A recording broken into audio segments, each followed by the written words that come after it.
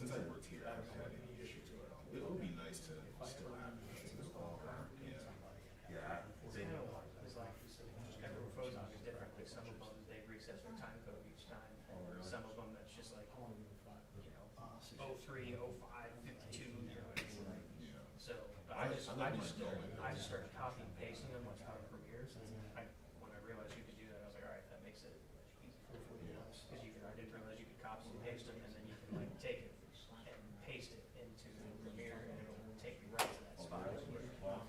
And other reporters at my station, they would transcribe it on their phone, so like they'll play the soundbite and transcribe it, which is nice too. Yeah. I've got the newest version of Premiere that can like transcribe it in Premiere, but I haven't been able to like get it to work out. I don't know why, it's kind of just always been my process. I kind of prefer to just type it out. You know, they're talking about, well, this is way down the road, probably a couple of years or a year down the road, they're talking about moving this to Premiere, because Premiere is a whole lot cheaper than that is with the licenses and stuff. So I'm supposed to get it this week or next week on my laptop and try it out and see how it is to help everybody make a change. I'm biased. I love Premiere. I've been on it since like 10 years now. I can't remember what channel. I mean, I'm sure as long as you've been around, you've seen it go this way, but I feel like, I mean, I've been in a career between like EMPS, I like the fact you said it in Premiere, voice. Avid, and Edis. I've switched between all of them Yeah. 12 times. Yeah. I've just had Avid, and then we switched to Edius, and we had Edius for years. And now we're looking at the Premiere. I'm gonna go to 10:28. It's 10:28, just started. But I felt like Avid was fine.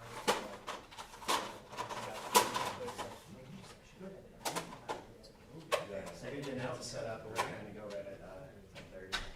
We're having issues with the sound, so. How are you? Good.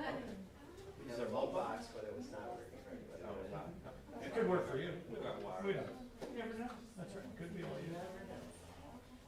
Many people in Channel 3 will take the sheet. 5. I just realized. 5 or 6. Oh,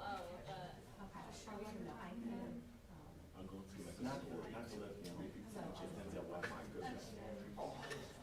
yeah, definitely. Yeah, no problem. Actor or? Yeah.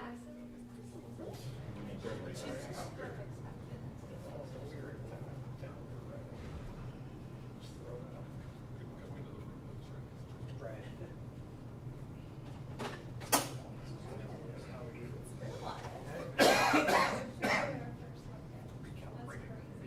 You can just move that up your way or whatever, man.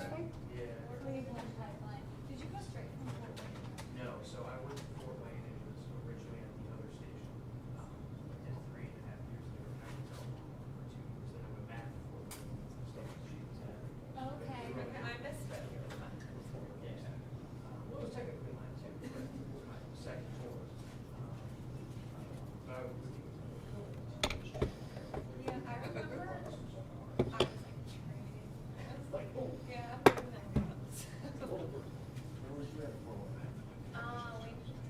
Yeah. Really? Ted Lindbergh, news director? Bill Wack, 1980, what I say, 6 or 7. 1986 or 7. How long did Ted work there?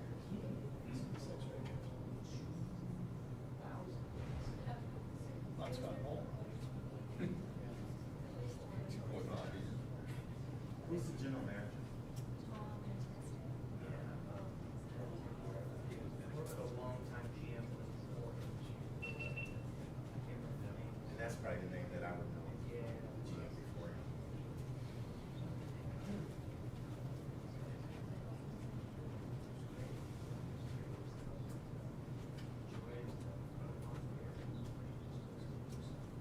Just run me out here real quick so I can get a photo. Just to see where the guy comes in, or somebody. Don't look into it. Or don't go into it. What's that? I saw him. Yeah, that was a little off. You got your tablet again? the king, that's why we have you. That and holding microphones. That brought it up to 4,800. 48, 4,700. Not 52, which inside is kind of weird. Try it again. My light was on 45, so I'm matching 48. How's that? He's changing his light color, 52. No, I brought it up to 5, which is what it was balancing on. so 52, that I should keep be getting good. 52. 52 now. I'm still at 5, so I'm good. I'm good. Good? Yep. All right. Everybody set? Yep. 31, let's roll. 52. All right. Oh, why am I doing that? All right.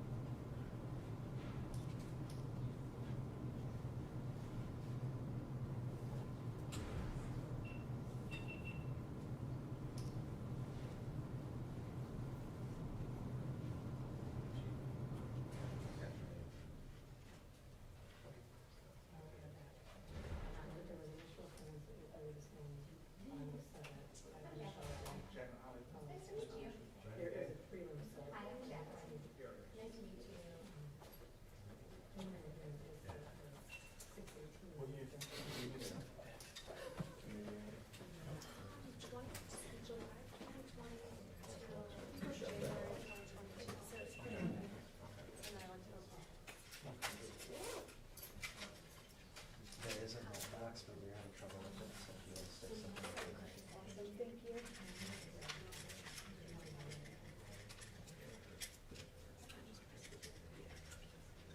How's parking out front?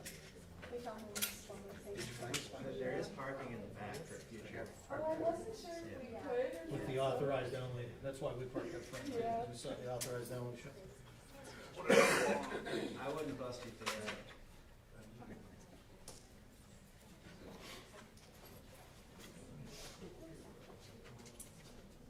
Busy day, you know, that is anchor those sets. That's great. Can't complain.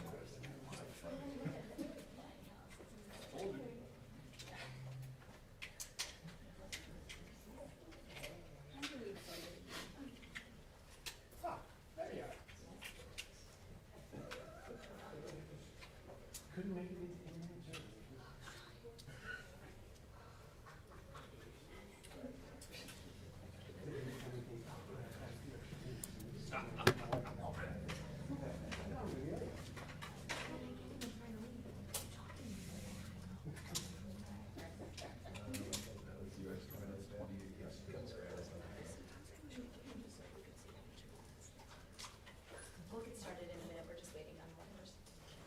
I'm just gonna disconnect that speaker from the crackler. Right. I don't wanna screw you guys up. Good deal? Thank you.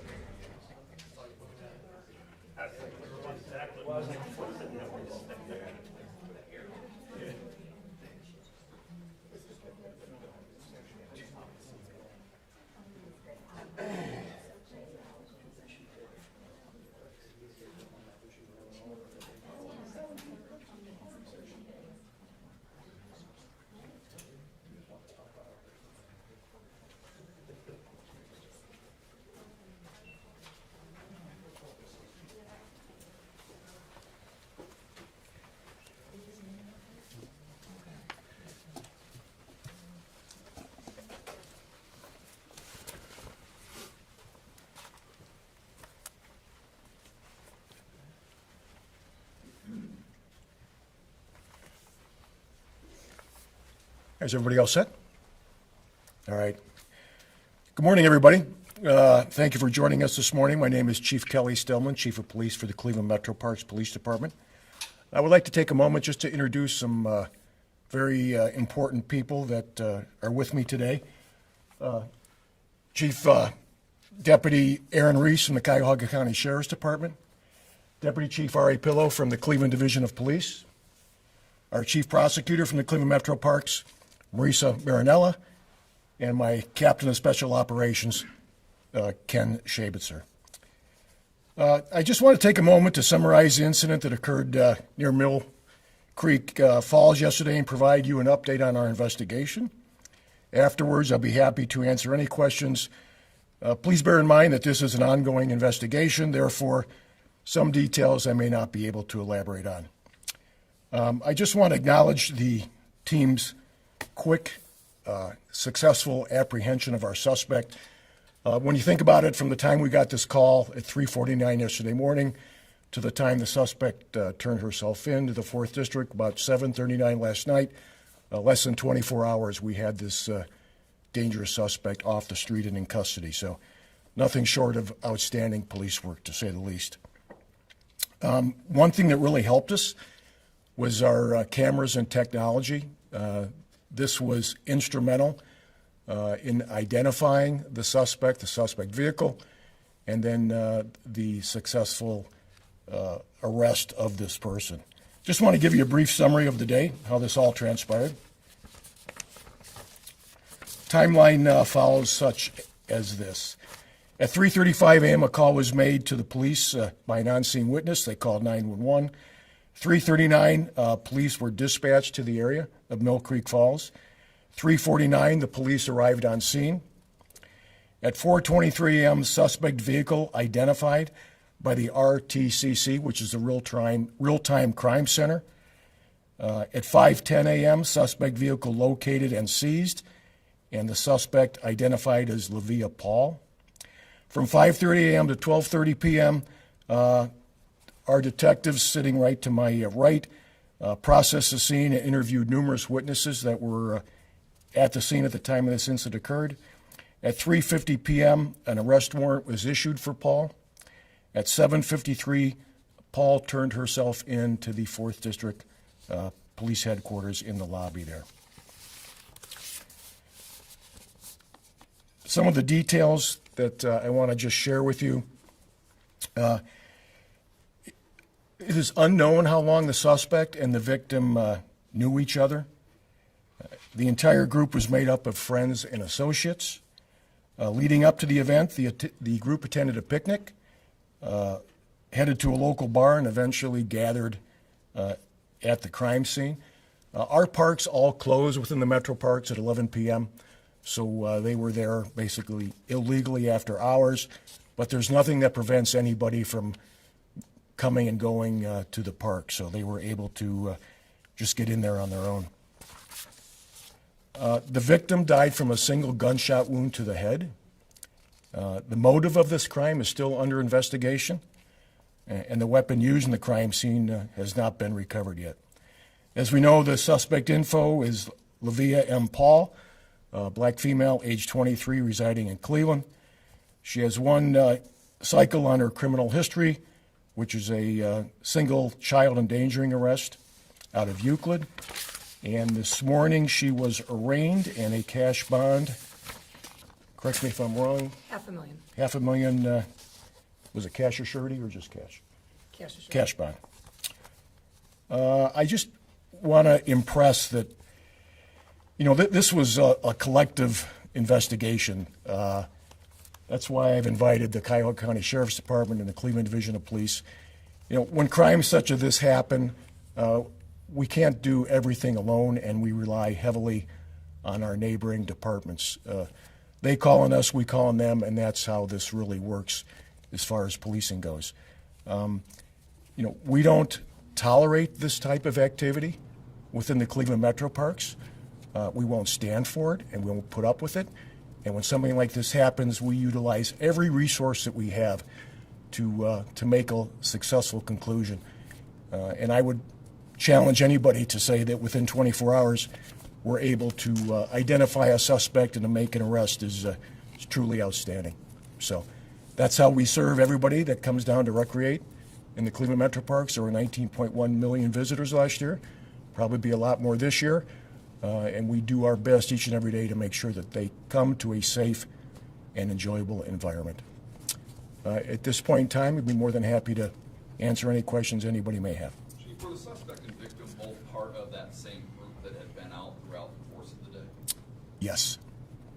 Can you clarify exactly where in the park this occurred? Where was the Well, if you're familiar with Mill Creek Falls, there's a drive that goes down into the main area, and then there's another drive that goes off into the parking lot. The suspect was located right in the middle of that drive. In the middle of the drive goes down into that parking lot? Correct. Okay. And do we know where? No problem. Is there an argument, a fight, something that preceded the shooting? As far as I know, there was really no altercation of any type.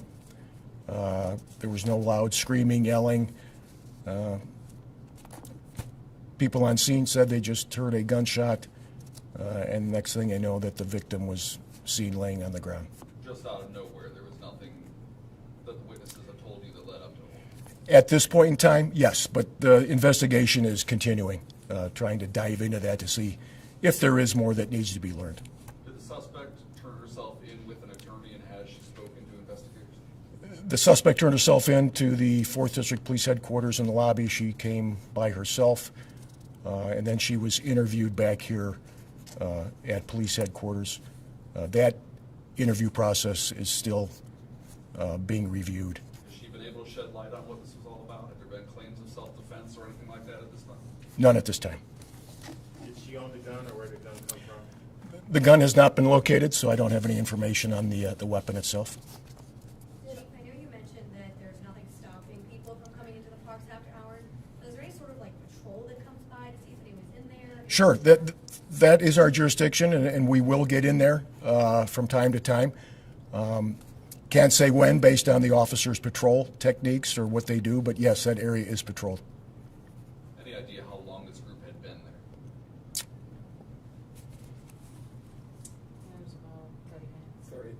Roughly 30 minutes. Did all the witnesses stay in the area? Not all of them. No. One left.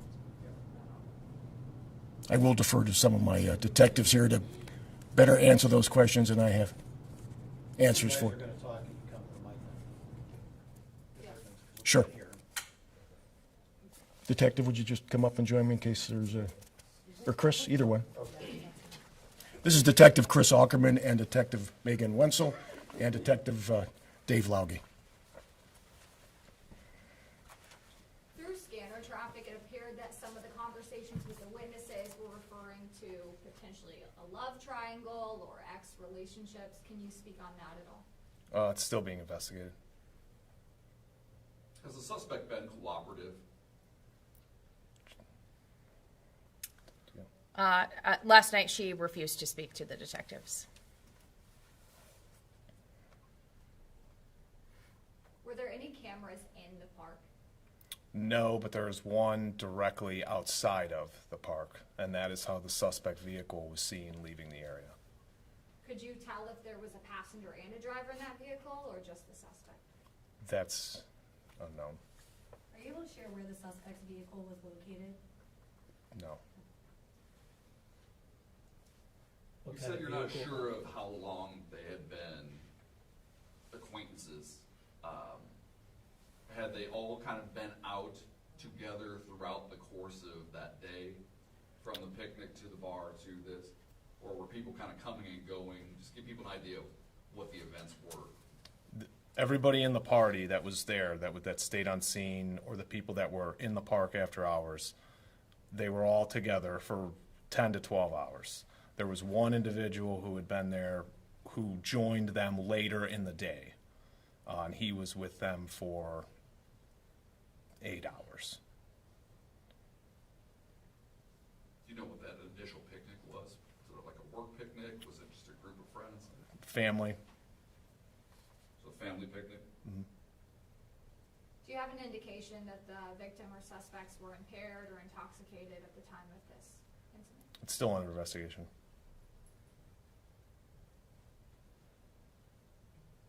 Is there any relation between the victim and suspect, since it was a family picnic? They know each other, and then that's as far as we are aware right now. But not sure how long they've known each other? Hmm. Do you believe they met that day, or had they known even prior to that? They have known each other prior to just yesterday. They've known each other. as far as how they met yesterday, that's also under investigation. Can you talk to us about what you're learning about the victim, whether she had children, what you're learning from her family about what she was like? How has the family responded? We do know she is a mother. We do know she has children. And that's, as far as we know, she was loved by her family, loved by her parents. And it's unfortunate because she's obviously a mother. When you told the family of the arrest, what was their reaction? We did not talk to the family directly, so we don't know what their reaction was. Another officer was on scene when family arrived. Any other questions? Yeah, this is about the disturbance last night at Edgewater. What details can you tell us about that? We've gotten a lot of questions about that. There was a disturbance last night at Edgewater. Group of unruly individuals came down, and then based on their actions, we had a quick and well-orchestrated response. It was necessary for us to ask for mutual aid from outlying agencies. I know the Cuyahoga County Sheriff's Department and one responded. Several arrests were made, and then we had to get everybody that comes down there, which is 99.999% of the people, for lawful reasons to get out of there in a safe manner. So there was a disturbance, but it was handled swiftly and well orchestrated. How many people were there? People as far as Part of how many were at the incident? that I don't know, but as far as park guests, there were a lot. Dozens, hundreds? Well, I mean, are you familiar with Edgewater? Honestly, no, I just moved here. Okay, well, it's a very popular 5,000-acre park that has been turned into a gem by the Cleveland Metroparks, and a lot of people, including myself, utilize it quite frequently. It's beautiful, great shoreline, great amenities, pretty much anything you want to do you can find there. And for some reason, we're dealing with individuals that want to come down there and try and create chaos. We're familiar with it. We know how to address it and handle it, and that's what happened last night. When you say create chaos and you use the word unruly, what were they trying to do? That I don't know, but anything that brings the attention to the law enforcement presence, to me, is trying to create chaos. Just a term we use in police work, that people there for nefarious reasons, not there to recreate and enjoy what the park allows people to do. What time did that occur? I'm sorry? What time roughly did that occur at Edgewater? Oh boy, I'd have to look back, but again, I'm just guessing, John. Would be probably around sunset. Have you guys increased, or has there been talk of increasing patrols after hours at some of these parks following what happened the other night? Ever since last year, we've made, especially at Edgewater, East 72nd, Gordon Park South, we've made numerous advancements in technology and also our patrol tactics. That's just something we have to do to keep everybody safe based on what's going on in today's society. Do you believe those patrol tactics and that technology helped solve this shooting as quickly as it did? Yes, absolutely. Technology is our friend. Law enforcement anymore is a technology-based environment, and we rely on technology, as you all do. I'm sure you're all aware. Social media is huge. We utilize every resource that's out there. Surveillance cameras, everything that we can do to properly and better identify suspects that create crimes and lead to a successful conclusion, such as yesterday. Yes, we rely on it heavily, and we utilize it. Talk a little bit about that. You guys had the real-time crime video of her car leaving the park, correct? Well, this is the, now I'm going to, Deputy Chief, would you be able to better answer that, or do you want me to handle that? So, go ahead. And then this will be the final question, but if we need to talk off to the side. And I also do have an image that I can share digitally of the suspect as well. Yeah, especially in the city of Cleveland, there are I don't know how many, but there's hundreds of cameras. You see them all at the intersections with the flashing blue lights. This is exactly what is across the entrance from Mill Creek Falls.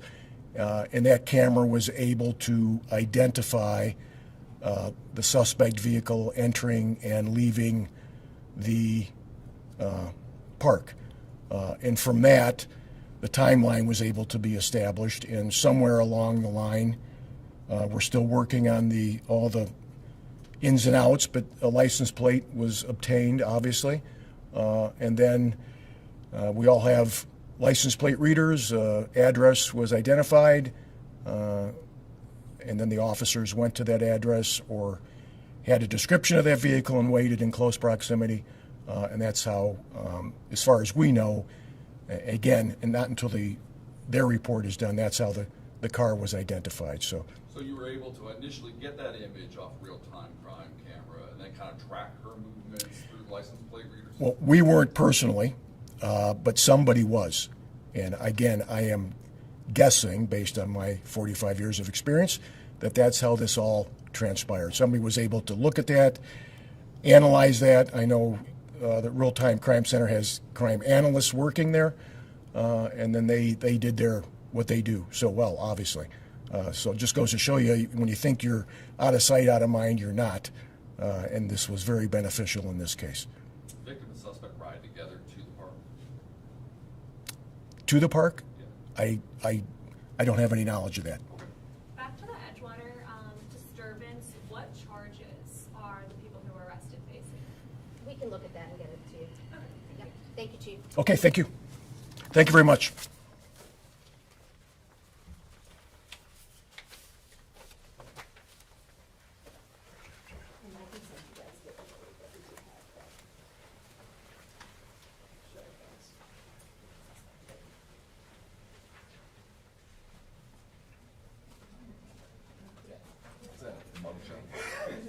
Yeah, I do have a visual. I just might be mixed up. A digital image of her car leaving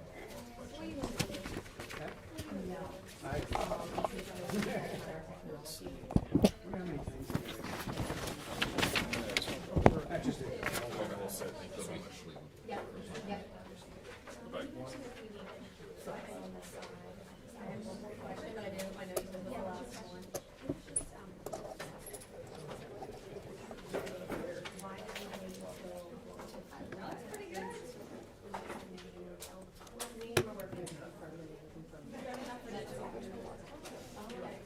This one? No. This one?